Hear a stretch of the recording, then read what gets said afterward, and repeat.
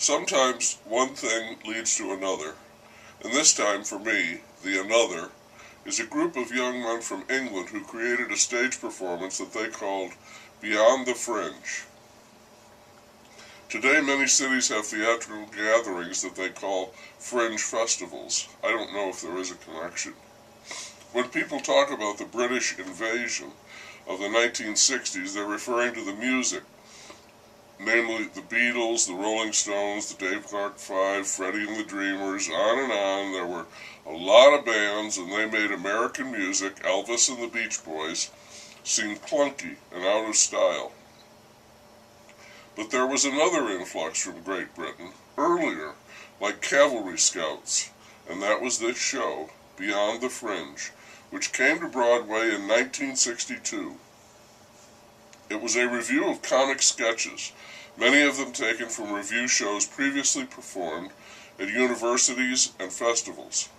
The performers were Peter Cook, Dudley Moore, Alan Bennett, and Jonathan Miller. Bennett was a professor, Miller was a neuropathologist, Cook and Moore were theatrical aspirants. The show was a big hit. President Kennedy attended a performance in February of 1963. I was able, thanks to the miraculous internet, to watch the entire 2-hour piece. There's a nifty set with several levels and entrances, including a trap door through which all of the performers are continuously active, popping in and out in zany fashion. There's also a piano built into it, at which Moore deftly creates a number of comic pieces. I would say the humor, coming as it does from university students, recent graduates, is cerebral, British, sophomoric, and cheeky.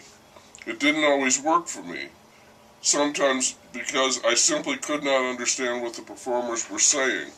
It sounded like their mouths were full of pudding, especially Bennett and Miller, when they were posing as academic philosophers discussing the nature of existence. Very dry, but then they worked in a funny bit and I was laughing anyway. There is an extended, somewhat frantic parody of Shakespeare, at least I think that's what it was, and if I'm right, much of it was the characters mouthing wonderful, fantastic Elizabethan babble, high-blown nonsense, which might be fun. The audience was laughing, but it went sailing gaily over my head. There are two pieces done back-to-back, The Aftermath of War 1 and 2, which no doubt were the most controversial at the time. One is about the past, the World War, and the other is about the future, living with the hydrogen bomb, both dreadful subjects. Neither is considered a likely source for conventional humor. It's said that veterans were incensed by anyone trying to make fun of the war, and that's understandable, but it's also arguable that there really was no way they could avoid the subject, past or future, and the impact it had on the country. On a lighter note, there were pieces I could and did watch over and over. There is Moore's audition for the role of Tarzan as a bounding one-legged man. Miller gives a sermon as a minister, which I think is a scream, taking droll humor to its furthest point. Two of them got big laughs in the Great Train Robbery, and Cook's recitation of my experiences down in the mine was a virtual showstopper.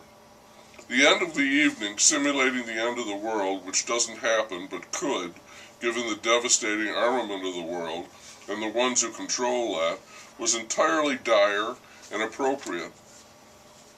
I know there's an entire history of review comedy in burlesque and vaudeville, and the Brits have been at it for years, even staging plucky shows in POW camps, driven by that notorious stiff upper lip.